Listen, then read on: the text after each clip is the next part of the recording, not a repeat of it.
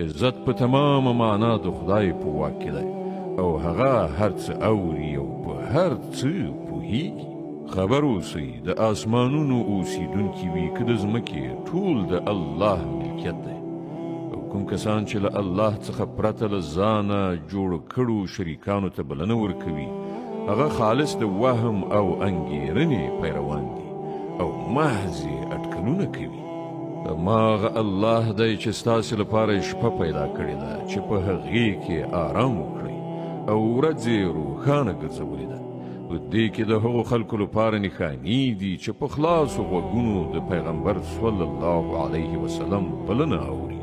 خلکو وویل چې الله څوک زوی نیولی دی. سبحان الله، هغه خو بې نیازه دی. په آسمانونو او ځمکه کې چې څه دي ټول د هغه ملکیت دی.